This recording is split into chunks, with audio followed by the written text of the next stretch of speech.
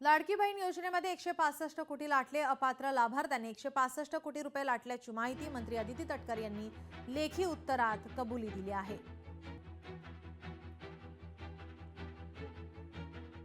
शरद पवार यांना एकनाथ शिंदे यांच्याकडून फोन करण्यात आलाय. वाढदिवसाच्या शुभेच्छा देण्यासाठी एकनाथ शिंदेंनी फोन केलाय.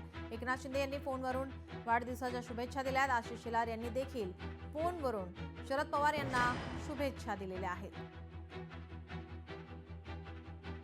वाढदिवसाच्या आपल्याला खूप खूप शुभेच्छा.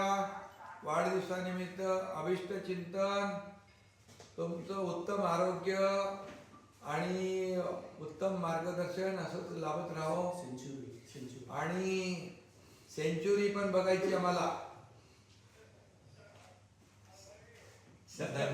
खूप खूप शुभेच्छा, खूप खूप शुभेच्छा. भाजप आणि शिंदे सत्तेसाठीच एकत्र आलेत. कोणी कोणाला सोबत घ्यावं हा ज्याचा त्याचा प्रश्न. मुंबई मनपासाठी काँग्रेस स्वतंत्र निवडणूक लढवणार आहे. मुंबई मनपा निवडणुकांवर भाई जगताप यांनी हे वक्तव्य केले. या संदर्भात भाई जगताप यांच्याशी बातचीत केली आमचे प्रतिनिधी उमेश करंजकर यांनी. आपल्यासोबत काँग्रेस नेते भाई जगताप आहेत.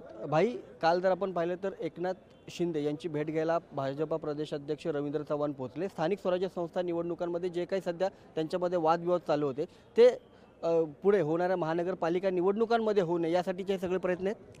नाही असणारच. म्हणजे आता त्यांच्या पक्षाच्या बाबतीमध्ये, त्यांच्या काही घडामोडी बाबतीमध्ये मी वक्तव्य करणं तितकंसं योग्य राहणार नाही. पण जे काही लोकांसमोर येतं आहे, जे काही माध्यमातून येतं आहे, ज्याची चर्चा होते आहे, ते काय फार चांगलंसं नाही आहे.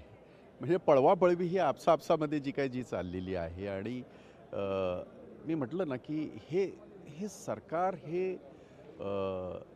लोकशाहीच्या आणि घटनेच्या चौकटीमधून निवडून आलेलं नाही.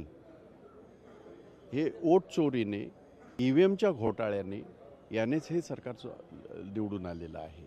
त्यांनी कोणाला बरोबर घ्यावं हे मी कसं ठरवणार? आम्ही आमचं ठरवलेलं आहे की आम्ही एकटे लढणार.